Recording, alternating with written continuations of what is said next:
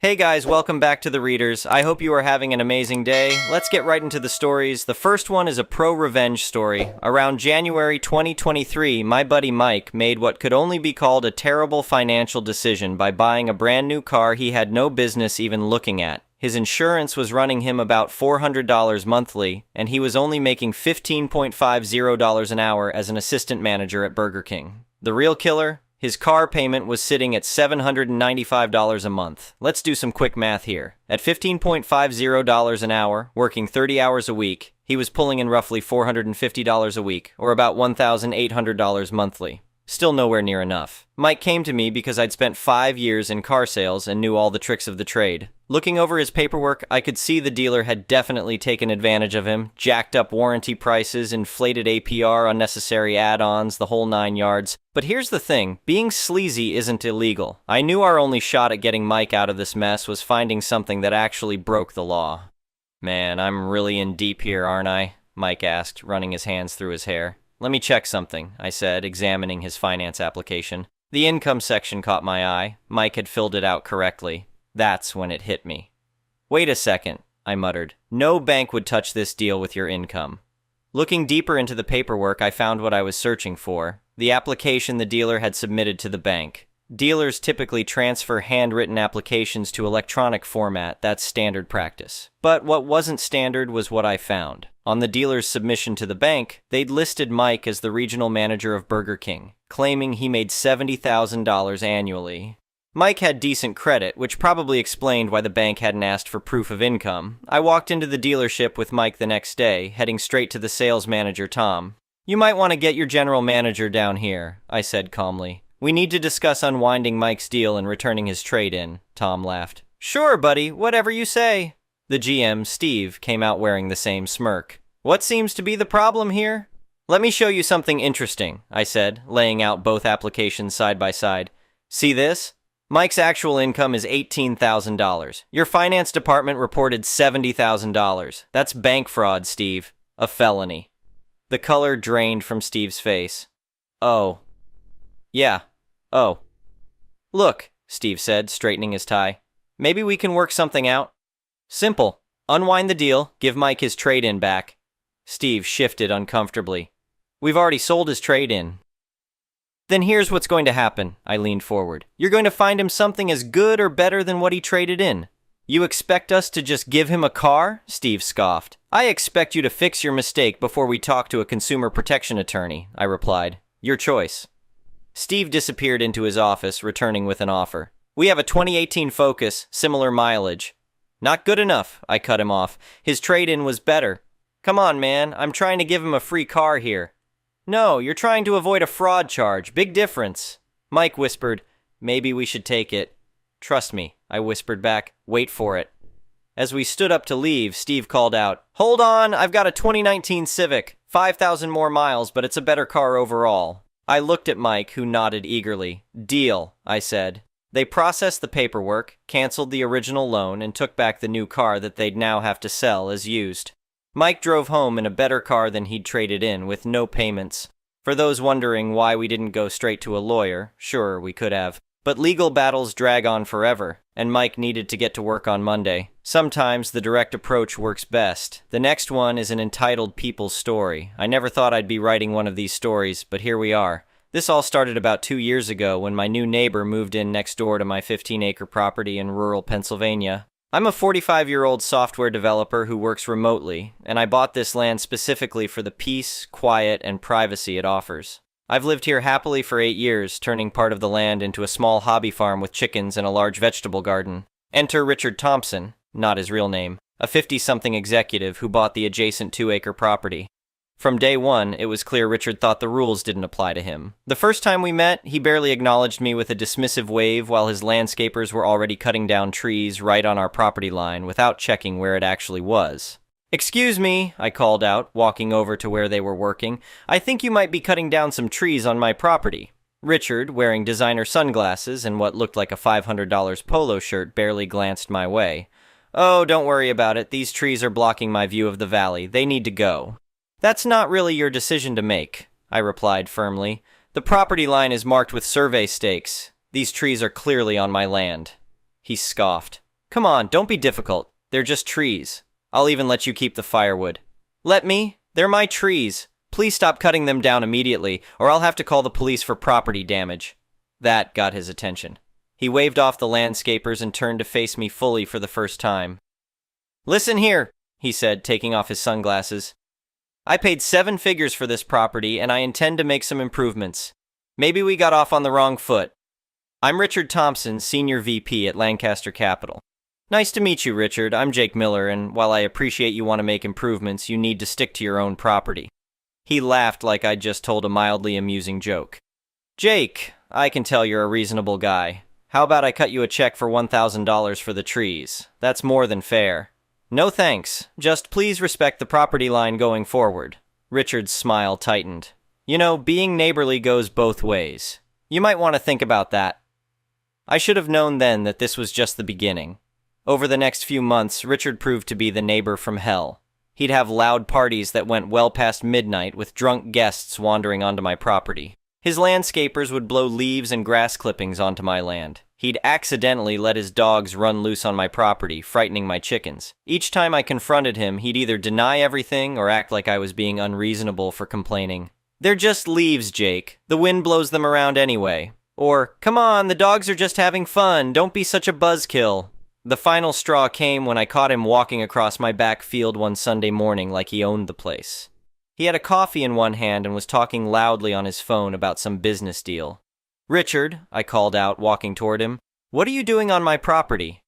He held up a finger in the universal wait a minute gesture and continued his call for another minute before hanging up. Just taking my morning constitutional, he said with that smug smile. Beautiful morning for a walk, isn't it? This isn't public land, Richard. You can't just walk wherever you want. He waved his hand dismissively. Oh, please, you're not using this field for anything. It's just sitting here empty. Besides, I'm thinking about making an offer to buy a few acres from you. This would make a perfect spot for a tennis court and pool house. I stared at him in disbelief. The property isn't for sale, and you're trespassing. Please leave. Don't be so provincial, Jake. Everything's for sale for the right price. Think about it. You could probably use the money to fix up that... He gestured vaguely at my house. Modest home of yours. Last warning, Richard. Stay off my property. He just chuckled and started walking back toward his house. We'll see about that. That's when I decided enough was enough. It was time to teach Richard a lesson about respecting other people's property rights. But I needed to do it legally, and in a way that would actually make an impact on someone like him. First, I installed security cameras covering all the areas where he typically trespassed. Not cheap wireless cameras, but a professional-grade system with night vision and motion detection.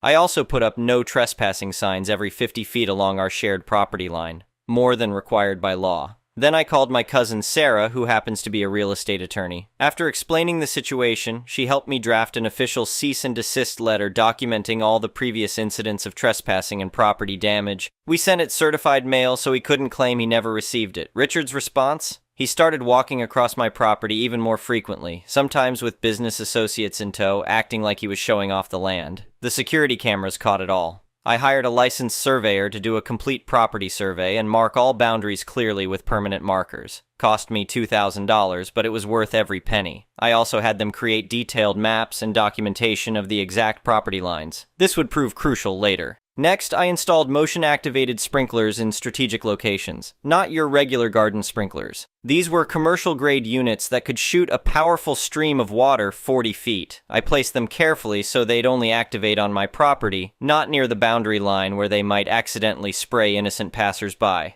I also set up a few trail cameras in trees, giving different angles than the security cameras. Better to have too much evidence than not enough. Then I waited. It didn't take long. The very next weekend, Richard was hosting another one of his parties. Around 9 p.m., my security system alerted me to movement in the backfield. I checked the cameras to see Richard leading a group of about 6 people across my property. "And this is where the tennis courts will go?" I heard him saying through the camera's audio. "Once I acquire this parcel, we'll level it out and..." Whoosh! The sprinklers activated, catching the entire group with streams of cold water. Their reactions were priceless. Shrieks of surprise, expensive clothes soaked, phones dropped in panic. Richard stood there sputtering, looking around wildly for the source of the water. "What the hell?" he shouted. "Jake, I know you did this!" I watched from my security monitors as they all scrambled back to his property looking like drowned rats in their designer clothes. But I didn't confront them, not yet. I wanted to see what Richard would do next. The next morning, he stormed over to my front door, still looking angry. "What kind of childish stunt was that?" he demanded when I opened the door. "What stunt?" I asked innocently. "Oh, you mean the sprinklers? They're just part of my new security system. You know, to protect my property from trespassers. I have signs posted everywhere warning about them. You deliberately set them up to spray me and my guests." "No, I set them up on my property to deter trespassers. They wouldn't have sprayed you if you hadn't been trespassing. By the way, how's that cease and desist letter working out for you?" His face turned red. "This isn't over," he growled, turning to leave. "Actually, Richard," I called after him, "it is over. The next time you trespass, I'm pressing charges. I have everything on video." But Richard couldn't help himself. 3 days later, my cameras caught him walking across my property again, this time in an expensive suit, apparently on his way to some meeting. The sprinklers got him good, ruining what I'm sure was a very pricey outfit. This time, he completely lost it. He started yelling and actually kicked one of the sprinkler heads, damaging it. All caught on multiple cameras, of course. That's when I called the police and my lawyer. The responding officers were professional but couldn't quite hide their amusement when they viewed the footage. Richard tried to argue that the sprinklers were set up to deliberately assault him, but the officers pointed out that they only activated on my clearly marked private property, and I had every right to install security measures. They cited him for criminal trespassing and vandalism for the damaged sprinkler, but that was just the beginning. My lawyer filed a civil suit against Richard for continued trespassing, property damage, including the trees he'd cut down during his first week, and harassment. We included all the documentation, videos, and witness statements from other neighbors who'd seen his behavior. Richard, being Richard, responded by hiring an expensive law firm and countersuing me for harassment and assault with the sprinklers. He clearly thought he could outspend me in legal fees and force me to back down. What he didn't know was that I'd been preparing for this possibility. Remember that professional survey I'd had done? Well, it revealed something interesting. Richard's fancy new fence and part of his pool house actually encroached on my property by about 3 feet. His builders had ignored the property lines when construction was done. When my lawyer brought this up during discovery, Richard's attitude suddenly changed. His lawyers reached out about settling the case, but I wasn't interested in a quick settlement. Richard had spent months making my life difficult, treating me like I was beneath him, and acting like rules didn't apply to him. It was time for him to learn otherwise. We took it to court.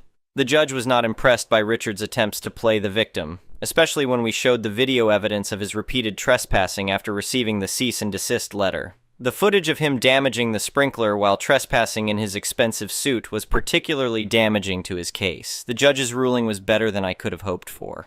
The judge ordered Richard to pay for all property damages, including the illegally cut trees, which, as it turns out, were worth quite a bit more than the $1,000 he'd offered, the damaged sprinkler, and my legal fees. He also had to move his fence and modify his pool house to respect the property line, all at his own expense. But the best part was the permanent injunction the judge issued. If Richard set foot on my property again, he'd be in contempt of court, facing significant fines and possible jail time. "Your Honor," Richard's lawyer tried to argue, "my client needs reasonable access to maintain his fence and pool house." The judge peered over his glasses. "Your client has demonstrated a pattern of willful disregard for property rights and court orders. If he needs to do maintenance, he can file a formal request with the court, giving Mr. Miller proper notice." Richard sat there fuming as the judge continued. "Furthermore, Mr. Thompson, I find your countersuit for harassment to be frivolous and possibly malicious. Mr. Miller took reasonable steps to protect his property after documenting multiple incidents of trespassing. The fact that you continued to trespass after receiving a cease and desist letter shows a concerning disregard for the law. The total damages came to just over $47,000, including legal fees. For Richard, that wasn't a huge amount of money, but the blow to his ego was priceless. Several of his country club friends had been witnesses in the case, having been present during the sprinkler incident, and the story quickly spread through his social circle. But the story doesn't end there. Richard, true to form, tried to retaliate in subtle ways. He started reporting me to the township for every possible code violation he could think of. Claimed my chicken coop was too close to the property line. It wasn't. Said my compost pile was attracting vermin. It wasn't. Complained about my security lights being too bright. They were well within regulations. Each time, township inspectors would come out, find nothing wrong, and leave. After the third false report, the township administrator called me. "Mr. Miller," she said, "we're getting a lot of complaints from your neighbor, But our inspectors haven't found any violations. Is there something going on we should know about? I explained the situation and sent her the court documents from our case. She sighed. We've had other issues with Mr. Thompson since he moved in. He tried to build a helipad without permits last year. I'll make a note in the file about these nuisance complaints. A week later, Richard received a letter from the township warning him about making false reports and threatening to fine him if he continued. That's when he switched tactics. He started having his landscape company do maintenance work at 7 a.m. on Saturdays, right at the legal limit for noise ordinances. He'd park his guest cars in a way that made it difficult for my visitors to turn around in my driveway. Petty stuff that was annoying but just barely legal. So I got creative. I planted a row of fast-growing privacy trees along the property line, all well within regulations and perfectly positioned to block his view of the valley once they matured. I also installed a decorative fountain in my backfield, again totally legal, that provided pleasant white noise to cover up his early morning lawn care activities. Two can play the passive-aggressive game, Richard. The final straw for him came about 6 months after the court case. He was trying to sell some of his other properties and had a meeting with potential investors at his house. I know this because I overheard him bragging loudly on his back patio about his extensive land holdings and how he was about to acquire more local property for development. Right as he was leading his guests on a tour of his grounds, gesturing toward my property, my sprinkler system activated for its regular afternoon watering schedule. The investors laughed as Richard quickly herded them away from the property line, his face red with embarrassment. The next week, a for sale sign appeared in front of Richard's house. He moved out 3 months later, selling to a lovely retired couple who actually respect property boundaries. They even asked permission before accessing my land to repair their fence. The day Richard moved out, I happened to be checking my mailbox as the moving trucks were leaving. He saw me and walked over, looking somewhat deflated. "I hope you're happy," he said. "You won." I shook my head. This wasn't about winning, Richard. It was about respect and following the law. Those apply to everyone, even senior VPs. He stood there for a moment, then nodded slightly. Maybe I could have handled things differently, he admitted. It wasn't quite an apology, but from Richard, it was something. As he turned to leave, I called after him. By the way, those trees you cut down when you first moved in? They were 100-year-old black walnuts, worth about $10,000 each in lumber. You got off easy with the settlement. The look on his face was priceless. These days, my property is peaceful again. The new neighbors are friendly but respectful of boundaries. My security cameras and sprinklers are still in place, but they rarely activate for anything more threatening than deer or raccoons. Sometimes when I'm working in my garden, I think about Richard and hope he learned something from our conflict. But then I see news articles about his new development projects in other counties, already generating complaints from neighbors, and I realize some people never change. At least he's not my problem anymore. And every time I see those sprinklers activate for their regular watering schedule, I can't help but smile, remembering the sight of Richard Thompson, self-important real estate mogul, running across my field in his soaking wet designer suit. The cost of the security system, legal fees, and surveys was substantial, but it was worth every penny to protect my property rights and teach an arrogant trespasser a lesson in humility. Sometimes the best revenge isn't about getting even. It's about standing your ground and letting the law take its course. And if you're ever tempted to ignore property rights and trespass on someone's land, remember, you never know what security measures they might have in place. Those innocent-looking sprinklers might just ruin your $700 suit. The end. The next one is a petty revenge story. I was shopping for some small bits, lunches, bleach, a nuclear bunker supply of soft drinks for the long winter, also some cat and dog food. A smidge relevant, I've got 2 bags of shopping, tops, 1 for human consumption.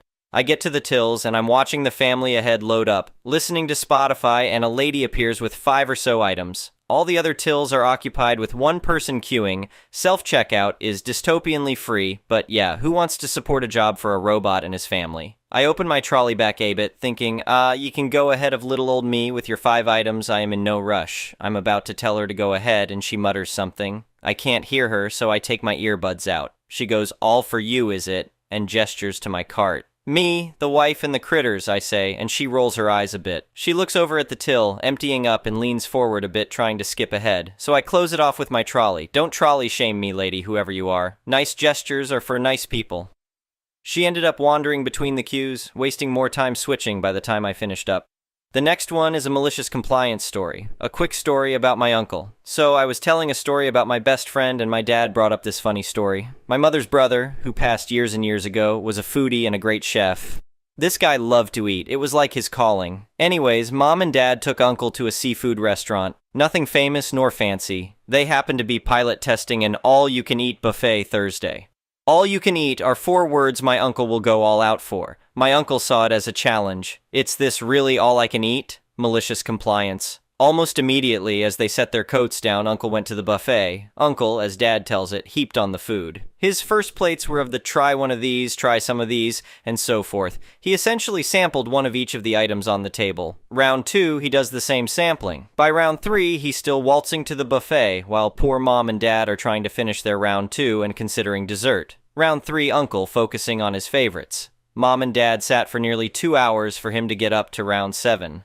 By then, the restaurant had reset the buffet table twice. Uncle was focusing on his favorite fillets and anything fried. The manager had approached my father and asked if could calm my uncle down. It was a $3 buffet he was losing profit on at that moment. Dad said, "You said it was all you can eat, right?" At the least by then, my uncle was done and ready to leave for cocktails. Mom and Dad left quietly with Uncle with a good laugh. The following Thursday, Uncle was there with his wife, and they were sitting down. Now, we had 2 foodies that loved food. After they both cleared the buffet for the second time, they were asked to leave by the manager. The following Thursday, and the one next after, my uncle and his wife showed up for the buffet again. The next month, the seafood restaurant decided to discontinue the Thursday buffet. When the next owners took over 3 decades later, that restaurant they considered bringing back the buffet, when my father overheard that. My father warned them and told them about my uncle. Did they listen? No. By then, my uncle was out of the chefing biz and now focused on eating. You should have seen the gleam in my uncle's face when he heard the seafood restaurant brought back buffet lunch. He cleaned them out for a month, and the restaurant yet again retired the all-you-can-eat buffet. After the passing of my uncle, passed from diabetes complications, Dad had a chit-chat with the owners of the seafood restaurant. Dad said to him frankly, "It's safe to run the buffet table again." They brought back the buffet table that year. My uncle's picture is on the walls of that restaurant, a picture of my uncle and the tower of plates in front of him. When I think of this story, I think my uncle is in heaven right now. Maybe in God's kitchen in front of a stove. Either that or the only guy up there dancing with a Subway sandwich in his hands. Thank you for watching. I would really appreciate it if you could like the video and subscribe to our channel if you haven't already. We'll see you again tomorrow.